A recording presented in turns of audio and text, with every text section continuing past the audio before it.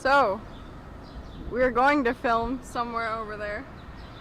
Clearly, that's not going to happen. This week, I chose Heroes of the Frontier by Dave Eggers. And I read it. Let's see what we have to say about that very same book. Heroes of the Frontier is about a mom, Josie, and her two kids, Paul and Anna, ditching their life in Ohio and moving to Alaska without much of a plan. They end up in an RV, just going around the main cities and some deserted areas of Alaska, and it's called Heroes of the Frontier because Alaska is considered the frontier of America, separate from all the culture and the talking to each other. It's just very isolated, and it gives the impression that people there are either crazy or down to earth. So I don't have a whole lot to say about this book, namely because I stopped reading it about halfway through, which is certainly a sin that I recognize.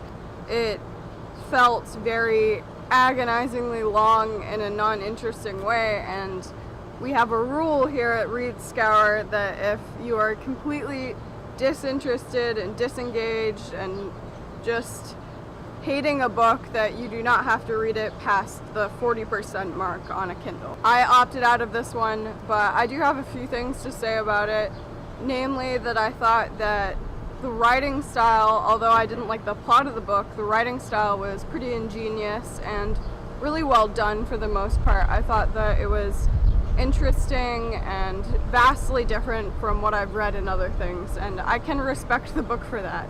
I personally thought this book was really, really good in a strange way that I didn't expect. Dave Eggers has this way of rambling and kind of ranting in the positive sense of word in a very interesting and in an engaging way. So there'll be some dialogue, and then it will go deep into what Josie thinks about it. Maybe a whole page just saying kids will be kids, but they're great, and I don't know. It was that part of it was very good. I was a big fan of the ranting, and there was a lot of it. So if you're not into ranting, that might be an issue. The main character, named Josie, was just an atrocious character. I really hated her throughout what I read of the book. She was constantly complaining, and that I just couldn't put up with her.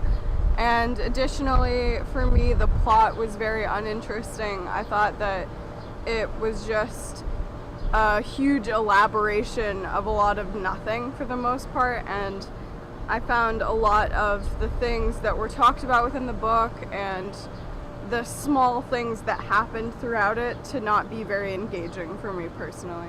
The kids in this book were so well written. Paul with his ice priest eyes on Anna being juvenile and pretty much a mini criminal and all that. It was just very, very well constructed kid characters. The writing style was really, really good. The way some things were described, there was one scene in particular that just blew me away. It was my favorite scene towards the end, where she's making music with a bunch of hillbilly folks, and she describes each instrument in a very strange way, trumpets being laughter and the cello being the sound of a dying man and all that.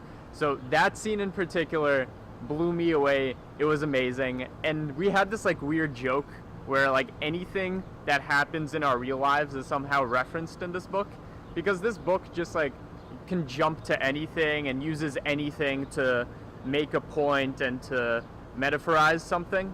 I would give this book, from what I read, which I understand is not a fair analysis of it really, but I would give it probably a 2.5, just because clearly I stopped reading it. I disliked it that much. I'm gonna rate this book a 4 out of 5 because I think it is definitely one of my favorite books that I've read so far, and the way it was written is what got me.